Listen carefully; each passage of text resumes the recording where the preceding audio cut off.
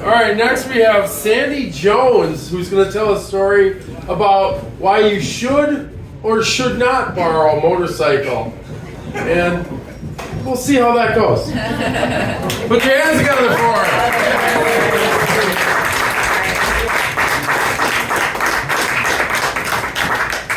Down just a little bit. All right. Do you want us to drop the mic stand? No, this is fine. Okay. All right. So I'm a little bit lazy. I used, if you've heard about ChatGPT, to come up with my story. So we may be talking in tandem here, Mr. ChatGPT and myself. Basically, my story is kind of a rookie mistake. I think we've all kind of heard from time to time, hey, don't lend your motorcycle out to people. That was a lesson hard learned for myself. Without further ado, let me let ChatGPT here start this story for you. God, it's horrible writing. If you haven't heard it, so ChatGPT's AI, not only am I lazy, but I'm also in tech, so it's been everywhere, and it's super cool. But anyways, once upon a time, I had been riding motorcycles for about a year and decided to splurge on a brand new Triumph Bonneville. So this was back in like 2011. It wasn't brand new. It was a year old, but it was the demo model, but it was all brand new to me. So I'd been riding about a year at the time, and I originally had two, like 1986 and a 1987 Honda Rebel 450s. So for those 2 years, they made the Honda Rebel frame and everything with its 450 engine. Super rare. So if I had both those bikes combined together, it would have been an awesome machine. But it was like they had freakish sort of manifestations of gremlins that, just sort of you learned one, you learned the other, and you just kind of got along. And whatever mode you were in, you just rode wherever one was ready to go. So got rid of those, got this new bike, and I was super happy. Had a brand new, crazy good machine. But I was a newer rider, but I was pretty comfortable on it. So let's see, not long after, I started dating a guy. This is a good story, right? We all know this goes. So who wanted to learn how to ride. Okay, so he's never been on a motorcycle in his entire life, and goes and does like the motorcycle safety course, which is great. I'm like, yay, new rider. Like, we all love a new rider, right? I mean, whatever, once a rider, always a rider. He'll probably never ride again, I hope. But so in exchange for letting him borrow my bike, he allowed me to drive his Audi TT Roadster. Okay, that's a weird way that it put it, because that's totally not the information I gave it. I did, yes, let me like drive his Audi TT Roadster, but there's a bit of a thing going on here. His tires on his Audi TT Roadster were so bald that I was not okay with him like safely driving 12 miles to work for fear that like he'd just blow a tire and explode on the freeway. So I worked like less than a mile away. So I was like, hey, how about you take my motorcycle, get some practice, and I'll take on the responsibility of having to drive your Audi TT Roadster, which like let's be honest, it was pretty cool. Like it was a fair trade at the time, I thought. So it was a sweet deal until the day he called me at work and told me he wrecked my beloved bike. So basically, I get this call in the middle of the day, and I'm sitting there at my work office. I wrecked your bike, and I'm like, oh, are you okay? Like, is the bike okay? I get kind of like half answers to this, like he's okay, but the bike is apparently sitting at some gas station near his work. So I'm like, oh, okay, not enough information. So I'm just gonna come over. So I leave work and I head over, and I come into this, and he's an Army recruiter. So he's on the phone with somebody, and middle of the call, and I go over to where he's sitting, and I kind of patiently wait for this call to wrap up, which I thought would wrap up a little bit more quickly, because all I was staring at was this. This was what was left of my motorcycle in my mind. So this is, if you can't see it in the back, it is the stub of my key, which I've attached to my normal keys. It's my little token of memories. So I'm staring at this on his desk. He's going on for another like 5 minutes on this call. And I'm just like, where's my bike? He seems fine, by the way. He was completely fine, which I appreciate. Yay, off. That's great. Wearing all his gear and stuff. So he finally wraps up his call. I sit down and I'm like, hi, how are you? Where's my bike? So we take his Audi TT Roadster that I arrived in over to this gas station, and this bike, it was sitting in the corner of the gas station at the intersection that he had wrecked it in, and it was just like pouring its guts out. Like the instrument cluster was like blah, like all over the dented tank, and like the tires were both flat, and everything looked all out of alignment. I mean, it was just like the headlight was just like hanging, and there was a scrape on the top of the seat. And so I was like, what exactly happened? He had taken a left turn a little, and apparently nothing else was really happening around him. He just kind of misturned and hit the curb and somersaulted the bike over the curb. So I'm really glad he's okay, because he obviously somersaulted with bike. And so this bike's sitting in, it's not going anywhere. So the fun part of this story is, at the time, my mid-20s brain was like, hey, let's just get coverage that covers if you hurt anybody else's property. But if you don't have comprehensive, like if you don't deserve to be riding bikes if you can't take care of this machine. So again, rookie mistake, I admit, a stupid decision on my part. So the bike didn't have comprehensive coverage. So anything to fix the bike was going to come out of pocket, and I knew that right off the bat. I also realized that like this was also somebody else riding my bike, and that was now like a joint problem. So it was not cool of me. I realized that. So anyway, so we got the bike towed to a shop, and I'm like, this is the first time I'm like dealing with a like mechanic shop on this bike because it's brand new. And they were telling me it was going to cost like $4,000 to fix everything up. And this bike, like out the door, it cost me like $8,000. So I'm like, okay, this is like half of a bike. So I ended up, I kind of left there for a couple days and was just like milling it over, like what's going to happen. Like I cannot ask this guy to like pay $4,000 for the bike. Like this is at least half my fault, right? So. Yes. Okay. Fair enough. Fair enough. I felt a little cognitive dissonance about that, but so I ended up. I worked with a really cool dude that I regularly rode with, and he had been riding his whole life, dirt bikes, whatever, and he had a Ducati Multistrada, and he was the maintenance manager. I worked at like a materials testing company for aerospace stuff. So I was in engineering and he was in the maintenance side of things, and he was just like a very resourceful, like fix it up kind of guy. And as soon as I told him the story, he's like, bring the bike over, like we'll fix it. And I kind of was like, I don't know, like that's a big black box of mystery. I don't know what that means. So he kept saying it, and I kept sitting there being like, I don't know what to do. And finally he was like, we're coming over with a truck to the mechanic shop, and we're going to pick the bike up and put it in the back of this pickup truck, take it to my garage. And he had a fucking glorious garage. Like he had 2 lifts. There were already like 3 bikes in it. He already had another friend coming in to like rebuild a bike, and he was just like, bring it over, I've got all the tools, like just buy the mechanic's manual for this thing. So, if you've seen the mechanic's manuals, they're like that thick. It was a binder, you have to read it with a British accent. And it was so cool to just get my hands on this and be like, oh my lord, like I can literally build a bike with this thing. And so I bought, back in the day, like you can get them on like in PDF form now for free, I think. But back then it was like $100 for this like big binder, and you're just like, oh, it's a Bible. So I bought it. I went ahead and just said like, okay, like let's give it a shot. Like, what's the worst thing that can happen?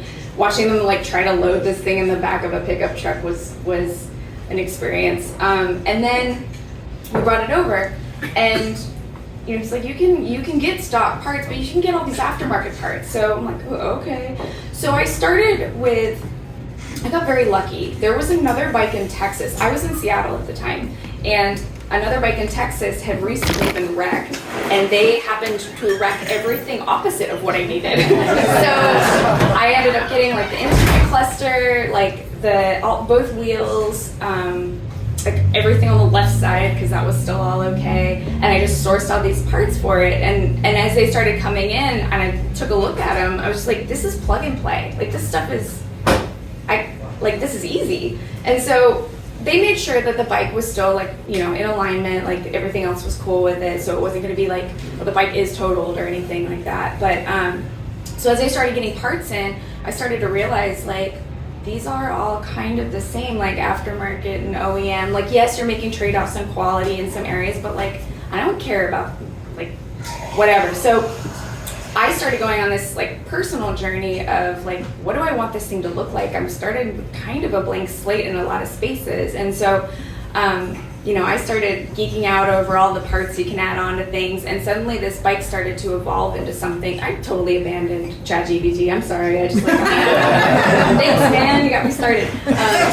So over time, like this bike just started to build out into what I guess like I didn't realize I wanted a bike to be.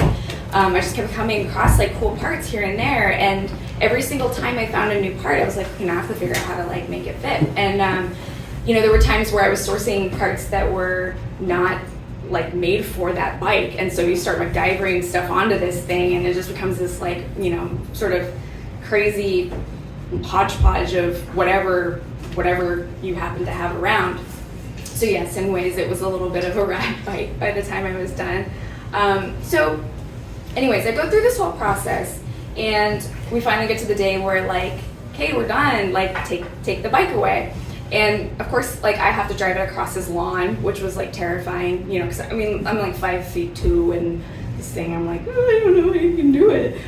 So I got out of there, and I got everything fixed for like under $2,000. And I will say that there was a really, really cool shop up there that was just like a giant candy store of parts, random parts for bikes, and it's the coolest store. And you can go there and get like the cheap like MGO shit, and like, but you can also like go to the bin that's like the Honda 400 bin, and like start picking through parts and stuff, and it's just cool. You go in there and you're just drooling. It's amazing. If you ever go to Seattle, Everett area, highly recommend. Bent Bike is the name of the place. But anyways, so I get out of there. I have a bike. It's running. And it looks super cool. And I just kind of got to get the itch to just like keep playing with it over the years. But the one thing that was like really magical about it was that I'd had this bike for a while. It looked like it just came off like out of the off the production line. And I ended up going to an event that was a poker run by the Vintage Motorcycle Enthusiasts Club out in Seattle. They do a poker run that's out on one of the islands up there called Vashon Island, and it's like you gotta know somebody to like know when it's happening. And they load up if you find out the day, get there at like 8 in the morning to the ferry dock, and it is like 200 like vintage bikes, like the coolest, rarest stuff you've ever seen. And in Seattle, if you're getting on the ferries, bikes get first on, first off. So they loaded up the entire lower deck with like all of these gorgeous machines, and you just walk around and just like your bike show started immediately. Like you were just like, oh my God. So I got there, I got in with my friends, and we took off. And you get to the main city on Vashon, I don't remember what it's called. And we just parked our bikes and we started walking around. And when I came back to my bike, somebody was taking a picture of it. And like, that had never happened before. Like somebody at a vintage motorcycle fest, like noticed my bike and took the time to stop to like take a picture. And it just like, it was this moment where I was just like, I built something. Like, holy cow. So anyway, so this bike has followed me around for years and years. And I had this like, it became an extension of me. It was just sort of like part of my personality, and then I kept adding things, and we went through all kinds of weird adventures. We've been all over the country together, finally ended up here, and it was starting to get kind of old and had enough gremlins, but because I had worked on it, I knew where all the monsters were like hiding, and if something went wrong, like I was well informed of its timeline. It was like, hey, that's probably not connected anymore. So and I knew all the bolts that were missing too. So it was still fun to ride, but I kind of felt like you kind of had to know what you were getting into to ride it. But anyway, so last April, so about a year ago, I took it to work. I work from home almost exclusively, but was meeting somebody for a big important meeting, and it went really well. So at lunch, I like took a joyride and just like went around and was like just making a mess of town. And I got home, and they happened to be working on the garage in my building, so I was like, oh, I'll just park it on the street for like 30 minutes, whatever. And I don't typically do that. Yes. Yeah. You know where this is going. So I run upstairs, I grab something quick to eat, I take my dog out, and I happen to take her out like right across the street from where my bike was, splattered all over the road.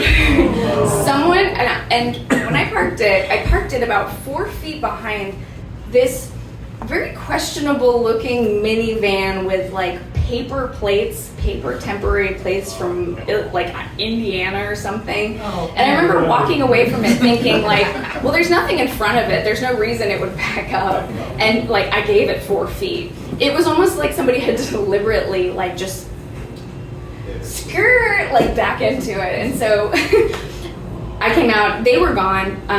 A guy happened to like catch like the aftermath on video, but he didn't catch the moment of impact, and he had like their license plate, but it was like, this is not gonna help at all. And so so I ended up doing my due diligence, but like the bike was gone. Like it was just like, this thing is just misaligned now and everything. And at that point, like I don't know how much it was worth. Like it was really just memories to me. And so I ended up taking it to a shop, and fortunately, like there was a guy that was like, well, like it's kind of trashed, but like I'd be happy to take it on and like fix it up and whatever. So I basically signed it over to him. I was just like, just so I can take it. Like I don't have, like I'm ready for a new bike. Like this is heartbreaking, but like it is what it is. You just, it's time.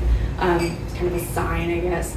But so I ended up getting a new bike. Yay, that's great. And like the thing that really moved me is that this guy ended up like taking it and he's going to fix it up and it will see the road again. So like that to me was just like enough to know that like my bike had not met the end of its days. Because it's still got some life in it. It just needs like the resources to put into it, and that was there. So I want to go back to why this to me is a rescue story, because like yeah, it was a story, but the rescue part of it to me was that there was a moment early on where before my bike got wrecked, like I had this sort of blockage personally of like understanding what it took to like work on bikes. Like it just, there was this mystique about it, other people did it, but they knew what they were doing, and like that's not me. And the getting forced into a situation with my bike where I had to like kind of come face to face with like, like throwing a bunch of cash into it, abandoning it, or like this sort of opportunity to like just give it a shot. And as soon as I opened that box of like mystery to like what it really took, it became so simple. And you're only limited by like the amount of manpower around you to lift things, or the tools that you have, or electricity, I guess. But and like the ingenuity that comes into like solving the problems and everything, like it's just one thing at a time. And if you break something, like okay, you just made a bigger problem, but it's fixable. And so like going through that process over and over again with like little pieces, eventually like I came out of it with a huge new skill. And so I feel like I was rescued from the self-limitations of like lacking that knowledge and experience. And though I was like sort of propelled through it, it also like just ended up being this very self-confidence instilling experience. And so moving out of that, like it has more broadly applied and expanded into other areas of my life. So like now I look at problems and I'm just like, well, you just solve it. Like you find ways to fix it. And like you may not end up with like the cleanest results, but like if it fucking works, it works, right? So kind of how I ended up with the bike, like God save the guy that like pops open my headlight gasket and has to see like the mess of wires that are in there, or like notices that I've sheared off like a bolt here and there. But like at the end of the day, I hate that phrase, but it was a bike that it ran great, and I added all kinds of performance stuff to it, and like kept geeking out over like every little thing and like learning more and more and more. So it was just like a frenzy of like just knowledge, just soaking in through that, and then having that experience. So anyways, if anybody's ever like avoided working on your bike, like don't. I mean, like the new ones are like computers and stuff, and they just like computers on wheels, but like the older bikes, like just get racy. Like it's so much fun. And like worst case, like you then take it to a mechanic to undo all this shit that you just did. But like, and yay, all the mechanics in here. I don't know if there's any mechanics, but thank you for all the times that you've undone my messes. Cheers, and had to deal with like everything else in the middle. So yeah, so that's my story. I guess that's it. So thank you.